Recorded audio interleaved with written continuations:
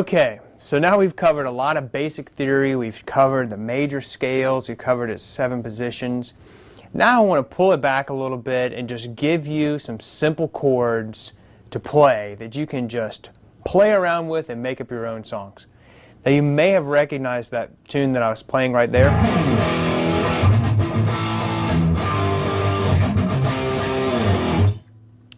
Smells Like Teen Spirit by Nirvana, right? One of the biggest rock and roll hits ever, especially of the 90s.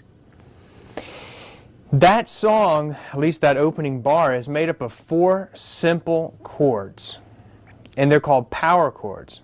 And I think entire rock and roll bands have been built around guitarists that basically knew about 4 or 5 power chords, because they're just that. They sound really great, especially when you get your amp cranked up loud and you get a couple of guitars playing with you and you get a bassist and a drummer, and you can really just crank out some rock and roll. But the whole underpinning structure, the theoretical structure of a power chord, it sounds so powerful because it's made up of the root and the fifth of the note. So what that means is all you got to do to make a power chord is you simply, let's say for example I was going to play a G power chord. I put my first finger on the 6th string of the 3rd fret.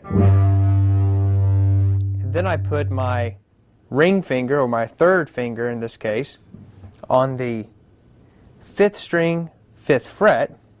And I have those 2 notes together. Now I can slide that around anywhere on the fretboard.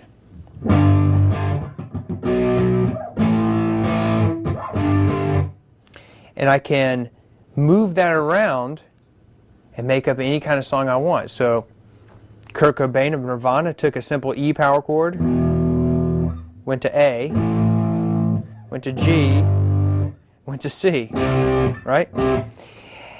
And then basically wrote an entire song.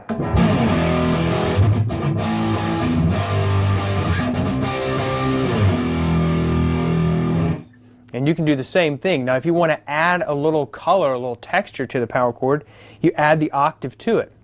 So if I have, in G I have G, G, and if I count up 5 notes, if I'm in the key of G major, there's my 1st and my 5th, or my root and my 5th. Now if I want to add some color to that, I add the octave, which means if I play my G major scale again, there's my G, and remember I need the 5th, and now the root. And my power chord sounds like this. So your basic power chord always has the root and the 5th, and then if you want to add some color to it, you can add the octave, this top note. So if I play the same Nirvana riff, adding that extra octave, it sounds like this.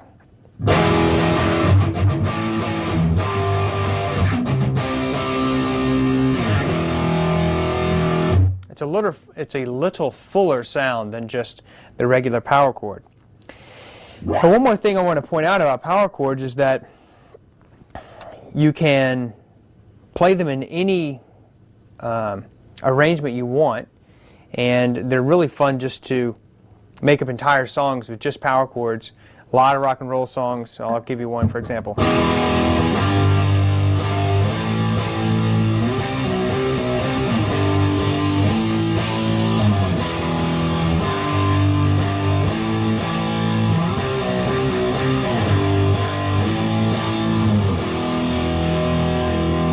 If you know what song that is, you're old, because I do. But it's basically an Osbourne song back when he was with Black Sabbath. Iron Man, right? I think it's one of the first songs I ever learned. I was about 13 or 14 at the time. But it's a simple power chord again. E power chord goes to G, goes to A, right? Then he slides back and forth from C to B, and then back to G, back to A. So all those are just power chords. Let me give you another example. How about this Metallica song?